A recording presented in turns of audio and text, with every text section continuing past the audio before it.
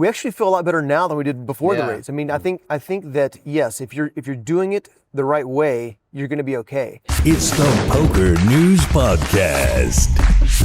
Ladies and gentlemen, welcome to the Poker News Podcast presented by FanDuel Poker. I am Chad Holloway at the 2026 World Series of Poker, joined as usual by Mike Holtz, Ben Ludlow, but a special guest this episode, Texas Card House's Ryan Crow in person. We've had you on the show before, but never face-to-face. Yeah, it's great to be here. Thank you guys for inviting me out. We're going to talk a lot of Texas poker, and there's a lot to talk about because it's been a big year for that. The last time we talked to you was in the midst of the Lodge and the raid and that whole thing getting sorted, which it is now. The Lodge is back open. They are. And I know, having talked to you both on the air and off the air, that was kind of the outcome that we were envisioning and hoping for, and now it's come to fruition. Looking back on that whole saga, how are you feeling about it?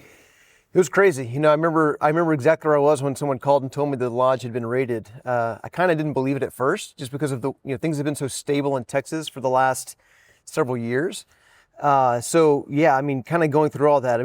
We were all on eggshells, so to speak. Obviously, it was not nearly as bad for the other rooms as it was for the Lodge, having people out of a job. They're losing money every day that place is closed.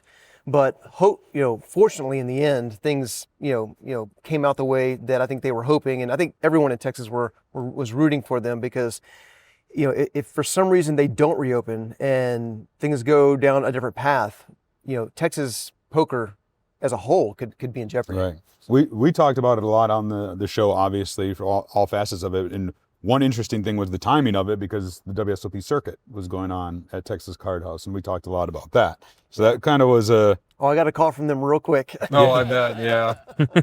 Yeah, and it's funny because I'm watching y'all's podcast. Everyone's talking about, are they still going to have it? Should they have it? Should they not have it? And, there was a lot of conversations internally about, hey, what is the signal to the market if we cancel it? Like, are we backing Texas poker, or are we kind of turning tail and not doing this? And I'll be honest, the WSOP, those guys were fantastic. They were very supportive. We had our attorney immediately. All of our lobbyists and attorneys were talking to people at the state level, at the highest level throughout the state, trying to figure out what was going on. And I think we knew very early on that it wasn't some kind of coordinated attack at the state level. We knew it wasn't like, hey, we're going to go shut down poker in Texas. Somewhere, someone got a wild hair and said, hey, we're going to go, make a name. We're going to do something. I don't know exactly who and where, but at least talking to the people that we think are running the show, there didn't seem to be anyone, actively coming after Texas poker. So once we kind of found that out, and we knew it had nothing to really do with the liquor license, like selling alcohol, we knew that pretty early on as well. We had our attorneys get on with the WSOP guys. We talked through it, and we decided pretty early to announce that, hey, we're going to keep, or that we're going to do it. But we waited a week or two to announce it to make sure nothing else came through and nothing else happened. Sure. Yeah, I feel like, who knows what would have happened, but I feel who knows if you had canceled, kind of how that. I don't know if that affects the outcome with the Lodge or how that affects anything, but obviously it was great for the market and kind of great. I think everyone felt a lot more comfortable and kind of optimistic, given that you guys and the WSOP were very much like, we're going to do this. We feel very comfortable that we're following the law as far as how we interpret it, and let's do it. And obviously you crushed it. So yeah, and one of the things you mentioned is, before we started, it was like, hey, having the outcome that did happen with the Lodge, it forced a lot of conversations. I'm sure Doug was having those conversations in his crew, and we were talking to the Williamson County DA, the TABC officials, all those people, and it kind of forced some very direct conversations. And we actually feel a lot better now than we did before the raids. I think that yes, if you're doing it the right way, you're going to be okay. And one of the problems that we've had is you talk to law enforcement, and they're asking about what you're doing, and they look at these other clubs, like the ones that, the one that was raided in Houston. Yeah, sure, yeah. They are actively raking. They're doing. They've got all kinds of carnival games. Things were house games. Yeah, sure. And you guys don't run baccarat at TCH? It's like if we really thought there was a way to do it legally, we would consider it. But it's also the perception. When you go beyond poker, there's this rotating blackjack. There's all these other ways you can kind of do it. But one thing that people don't realize from us and our legal argument is that we kind of treat, when you're playing a cash game, is every individual hand is its own hand. When it's done, when I win $1, I can take that. I can go to McDonald's and buy a hamburger. I can tip the dealer with it. I can go pay for gas. And as long as you're treating it that way, and you're not taking a rake, and each individual hand is treated as a game, it's pretty easy to justify the way we're running our model. Sure. And for law enforcement, that's not in the weeds of the poker model. They don't know the difference between a rake game and an hourly game unless you sit down and talk to them and have those conversations, which we have. And so when we saw the raid in Houston, we knew it was a room that was not using the Texas model, so to speak. Yeah. And so we were very curious to see how the market responded to that, how you guys responded to it, because it is a room that is doing it, what we would say the illegal way or wrong way. They claim everything's illegal. We're just going to do what we can. But as you can see, there is a big difference. Baccarat, what? And I feel like, obviously, besides the fact that the lodge had to shut down and they lost money and that people lost their jobs, and obviously there's a lot of, specific factors that happen with them that is tough, and, hopefully it all recovers and everyone's fine. But I feel like this may have been one of the best possible outcomes because, there had been a ton of attention on Texas poker in the past in the poker world, and obviously we've been looking at this, but this brought a little bit more mainstream attention and definitely was a huge story. And then given the outcome that it's sort of like, all right, we went through, we did a 2-year investigation, we looked into all of this stuff, and you're good to go. I mean, I feel like people understand the model a lot better now, understand maybe where some of the issues kind of legally or from law enforcement were, and came out the other side maybe better for it. And now we can kind of move forward and know that by the letter of the law, we're, doing the right things and operating the right way, and we can feel comfortable about, you talked about expansion, so. Yeah, and it's, I'm sure the people at the lodge would think differently of the way I'm going to phrase this, but it's like in the end, in the long run, everyone's a little bit better off because you've gone through the process of having rooms shut down. It goes in front of a grand jury. You've got evidence being presented to essentially indict these guys, and it got no build. And so it's which is incredibly rare. Which is crazy. Yeah. Pretty sick. Yeah. How many times does a grand jury not, I think it's like a 90%, indictment rate. So plus, yeah, it's crazy. Maybe even higher. Yeah. And so, it really was unfair to them. But what I like is that they kind of, they didn't turn tail. They said, hey, we're going to fight this thing. We're going to see it through. And we ended up getting that result from it, or they got that result from it, which has helped the industry as a whole. So. Yeah. Let's talk a little bit more on the WSOP circuit. Looking back, it was a big success. The numbers were there. Yeah. I'm assuming the players loved it. So a couple questions. What lessons did you take or did you learn from it? And is there going to be another one? Yeah, there's a lot of lessons that were learned, and there absolutely will be another one, just to answer your questions outright. But the first thing, of course, is parking. We're in a shopping center. There's like 500-600 parking spots there. We had an off-site church that gave us like 300 or 400 spots. We had buses running, but I think there was a lot of things with our neighbors. They were a little unhappy just with how crazy things were. But I think next time it's going to be a little smoother. The other thing too is just having our staff prepared. It's crazy as it sounds, when the lodge shut down, a lot of that business came over to the Texas Card House, and so we were kind of already experiencing this rush before, so we kind of prepared for it. Things have slowed down a little bit now. People have gone back over to the lodge. It's kind of spread back out, that business. But I think having experienced that huge rush of people coming in, we also have a similar scenario in Las Colinas. Like, it's a very busy room. That's probably the biggest room over the last several years. It's been the busiest room in Texas by far. So we've kind of experienced like having a packed room day in, day out, and so that's helped us a little bit. But I think the next one's going to be, hopefully it's bigger and better. We won't have that kind of that dark cloud hovering over it. I think we'll get more out of state people, even though there were quite a few in this first one. Smashing guarantees with a dark cloud, pretty good sign for the future. Yeah. And someone asked me, like, is this going to be the biggest one? Or are they going to grow? And I was like, well, my hope is that they would grow. Yeah. But there are probably a lot of people out there that were coming to support us just to kind of thwart the authorities, so to speak. But I do think from most of the feedback we got, it was pretty successful. Halfway through it, we were meeting with the WSOP and they're like, let's do it again. It wasn't even over. And so we were, I'm thrilled that they were thrilled and that they were happy. That was the key for us is, it's a big partnership. We just want to make sure they're happy with us, and it sounds like they are. We're hoping to continue doing this into the future.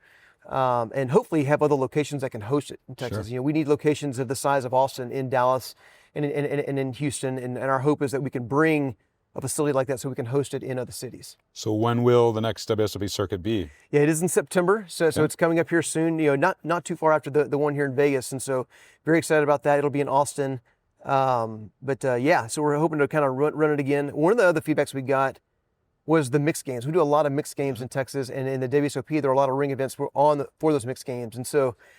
Even from the WSOP guys themselves, they're like, hey, we like that style. We like that. It's a little bit different from some of the other ones. And so we're going to continue to kind of lean in on that and do some of those other games. You busy in September? Because No. we're filming a WSOP, we're filming a PokerNews podcast at the WSOP. Maybe we need to film a PokerNews podcast at the WSOP Circuit at You guys Texas are Card welcome. House. Absolutely. Come on down. It'd be great. Yeah. Add some rings. He could add a few. A little rings, some rings. I like some more rings. There you go. Something else I want to talk to you about. These two haven't seen the clips. I've seen a few clips. We did previously talk about it when you were a guest prior, was this documentary that is going to come out, multi-part, I believe, that really focuses on Texas poker as a whole. The clips look amazing. We'll show some here later in the episode. But can you give us an update on what the documentary kind of is all about and where it stands and what people can expect, as far as when it might come out? Yeah, so the docuseries, it actually started like a year and a half ago, so way before all this recent controversy came up. And it really came out of the last legislative session where we didn't get a lot of movement in there. Because even though we're running a business, we're doing a lot of things with the Texas Card House and Hijack, there's a lot of my time. We have a lot of great staff that are running the businesses. I'm really focused on like expansion and the regulatory legal environment in Texas. And so we had a lot of success 3 or 4 years ago at the legislature. At last, the last one though, there was a huge issue with the Texas lottery. There was some, crazy stuff that went down. Pretty much anything to do with gambling was just completely killed, on site. And so there was kind of this black cloud over anything to do with gambling. And so coming out of it, it's like, we need to do something different to kind of get the attention of these legislators. So the idea behind this docuseries was to kind of be able to tell them the story of like, hey, what is poker in Texas about? Now, obviously, we want to have it for the masses. It's for everyone. But the idea of it came from being able to kind of humanize it. Hey, it's not some underground seedy thing where there's like strippers on one way, drugs in the other corner. Like, because that's the perception a lot of people have in Texas of poker. And the docuseries goes back into like when it was kind of shoved out of Texas because it was so tied to organized crime. And there will be 5 episodes. The first one deals kind of with the history of poker in Texas. It really kind of centered around Fort Worth and a lot of the organized crime in that area, and essentially Benny Binion, those guys, and they get pushed out into Las Vegas, and kind of how it started in Texas. The second episode is going to deal with I don't know if y'all remember back in 2018, 2019. It's funny because in Texas we call it the May Day raids, but it was the Post Oak Poker Club and Prime Social when they got raided. Oh yeah, and the DA and all the stuff that happened. And so the second episode's really Prime about Social. that one because That was Houston. it was in right? Houston. The first I'm sorry, day. that's right, in Houston. It's always in Houston. Yeah. That was a crazy story. There's a lot of really crazy things going on at that time. And one of our business partners, Bill Hewer, he was one of the owners in Post Oak Poker Club. We were opening TCH in spring while we were like a month out from happening. We actually delayed the opening when those raids happened. And so we were very involved in that behind the scenes. As soon as that happened, they were calling our attorneys, talking to us about it. And so the second episode will kind of center around that. The third episode will be really centered around the whole issue in Dallas, where they tried to shut us down. That was one that was very obviously close to home. They were coming after us pretty hard, pulling out all the stops. We were able to win that battle, as most people don't even realize that it was actually didn't end until like the end of last year. The Supreme Court essentially upheld the Circuit Court's decision to essentially allow us to keep our CO, but it was going up until 9 months ago or so. Yeah. It was just we weren't shouting in the media or talking to people about it because we kind of wanted we didn't want people to be nervous about poker in Texas. We kind of just kept it quiet. But a lot of stuff that went down there, a lot of really shady stuff. I think because that one we kind of caught them red-handed, like the lodge stuff. Like we don't really know who. So I do think someone at the lodge, I think someone thought they were doing something illegal. Yeah. They just didn't do their homework. Whereas in Dallas, they know we weren't doing anything illegal and they came after us. And, we the good thing is, even city council members, the Board of Adjustments, which is made up of people like citizens of the city of Dallas, saw it, called it out, and that helped turn it around. So a lot of footage around that, which I think is going to create a lot of like people going like, what? Because that's the kind of stuff that lawmakers go, what the heck is going on? Like, how are people abusing their power in this way? Yeah. And that's the story we're trying to tell. I've often thought that the story of Texas poker has been not an easy one to tell because of the timeline and the different locations. And, you think Texas poker as a whole, but Texas is a big state with little different pockets of political influence, right? So, for instance, you mentioned the Houston one, and that would be the first kind of big court battle. And then the one you guys fought in Dallas, and now the one in Austin with the Lodge. And I think fast forward now, that's why if you look at the picture as a whole, I'm hopeful for Texas poker is because you guys did win big in the Dallas-Fort Worth area. Yep. The Lodge just won in Austin. You had the previous win in Houston, and now if they can go in and clean up these kind of operators in Houston that are doing all the bad things, seems like it's almost the legitimizing moment as a whole in at least the big markets. So yeah, and so the Lodge one here and the one with us in Dallas are the two that actually went through the full legal process. Now the Lodge's was shorter because it got no build, but ours went all the way through to the end, and so it went over 2.5 years. And so there's a lot there. I think that people will be interested to hear that story. These people in the poker community will.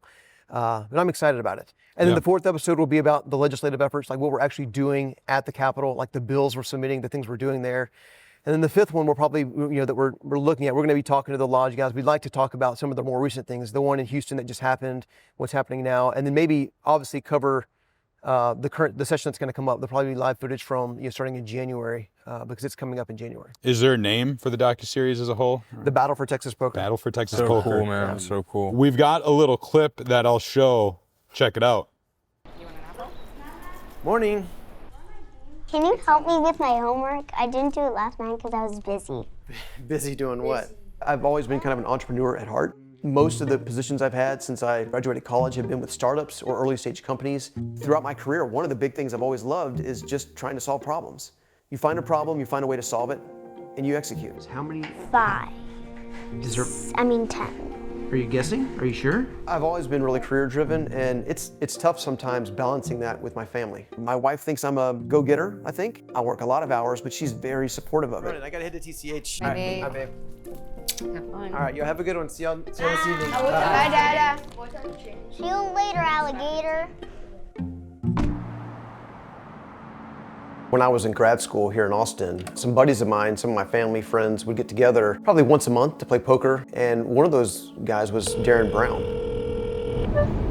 Hey Darren, how's it going? Hey, good. How are you?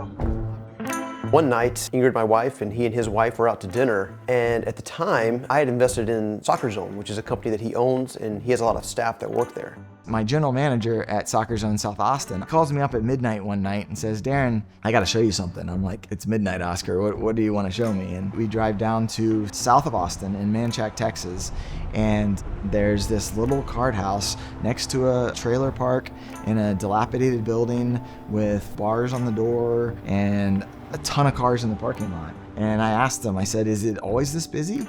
And the lady said, this is slow.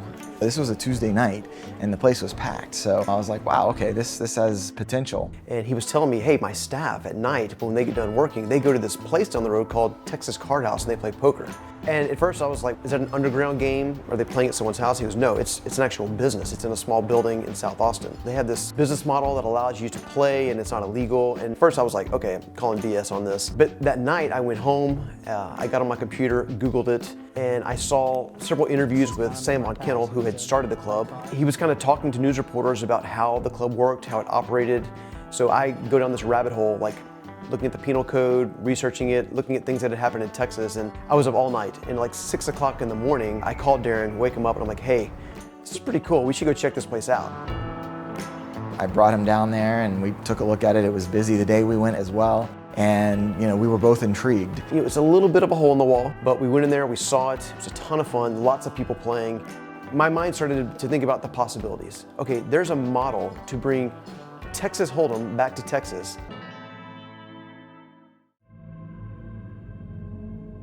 People don't pay attention to rake. Nobody's looking to see how much money a dealer is taking out of a pot. And if you had 9 players that all started with $300 and they never rebought, all the money would be gone. However many hours that takes depends on the rate, but it'll all be gone. because it's all in the dealer tray. You know, the casino stops their reg like $7, maybe $10. These guys are going up to 35, 40, 50. But you're blinded by the fact that, like, wow, I finally have poker professionally dealt to me. Even if you did wise up to how much money and fees you were getting taken from you, where else are you going to go? We would go to Choctaw. It's a 5-hour drive. So, I mean, between gas and hotel fees, driving to Choctaw for fair rake or stay in Austin and pay unfair rake, you really had no option. There were a lot of games you're going to that these games were fronts for selling drugs or a lot of other illegal gambling type of activities. You really had to risk that as a player, and players were aware of it, but again, they were just subject to no other option. In the back of an auto body shop, you know, there was a little room or in the back of a cigar lounge somewhere. You know, you had to knock on the door 3 times and give the password and buzz through the cameras and stuff like that. So it was pretty wild. But my first time ever playing for real was at a house game. You add alcohol, influences, people of seedy character, all of those added up, and you get somebody that loses money, it can get dangerous. At 7 this morning, a barrage of bullets left bodies strewn both in and outside. Hey, do me a favor. If you haven't already, click the subscribe button. We're trying to get to 100,000 subscribers by the end of the summer. That's 3 episodes from the WSOP every week. Do me a favor right now. Click subscribe. All right, so there you have it, the battle for Texas poker. When can poker fans expect to watch some of the full episodes? Yeah, I mean, I hesitate to put a date out there, but our goal is to have the first 3 available by the time the WSOP Circuit comes back to Austin in September. So that's the goal. Hopefully we'll hit that, but if not, it'll be shortly thereafter. It's a good time. Like, tip to anybody watching this or listening about when to throw news out. Some people say, let's throw it out, something new at the World Series because so many eyes are on it. Don't do that because nobody cares about anything at this time than the WSOP. And I think waiting and timing it like with the circuit would be prime time to do it. So we've got a few minutes left in this episode. Mike, Ben, any questions for Ryan regarding Texas poker? I mean, we've talked about Texas poker on the podcast throughout 2026, and I'm sure we're going to continue throughout the rest of the year. 2 questions. First, we talked a little bit about expansion, but my wondering, where do you think we might see the next Texas Card House open? Unless that's a spoiler. And then second, very important question, and there is a right answer to this. Are you a Spurs fan? Because they're playing the Knicks tonight, and I just, I want to... Yeah, so on the first one, we typically don't announce those locations until we know we've kind of got them in hand. Yeah. I mean, it doesn't take a rocket science to figure out the markets we're not in. But we're also looking to expand like footprint-wise in Dallas and Houston. We want to be able to host WSOPs in those markets. So we are actively going to be looking for spots where we can have 100-table rooms.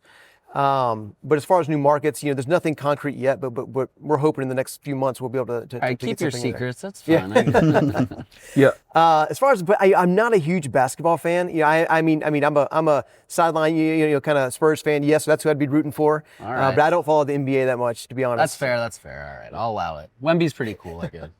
I don't really have any questions. I just want to say, thank you for everything you've done for Texas poker. I think it's super awesome. I'm very, very, very stoked that we finally have a place that's booming, and it seems like the wall's been defeated. It seems like you guys fought it, and you won. Yeah, we'll see. I mean, as I mentioned before, you kind of feel like the Matrix. You're Neo, kind of dodging bullets and stuff because as soon as one thing kind of goes away and you think you're good, something else comes up. Now, we're 10 years in, and so we're in a much better place now than we were even 3 or 4 years ago.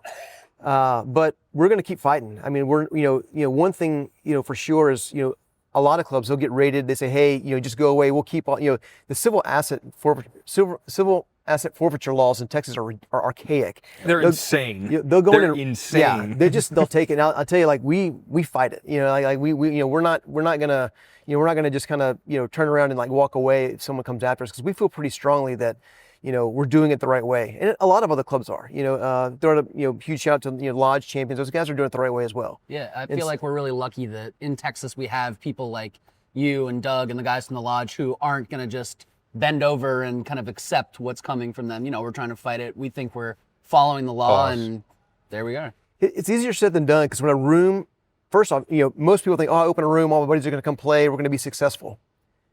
But as soon as things don't go as well as you think, you start, oh, how do I stay in business? How do I save my business? And so, I know people get put into tough positions, and they may make you guys decisions could sell that are $16 hot dogs if anything bad ever happens. That's only with chips. That's only with chips. That is an option. So it's tough, and so it's easy to kind of just paint a bad light of everyone doing it. But it's most people evolve into that raking scenario out of necessity to stay to survive, and I get it. But at the same time, when you're looking at the industry as a whole, it can definitely put it in jeopardy. If the wrong people see it and they mix them all together.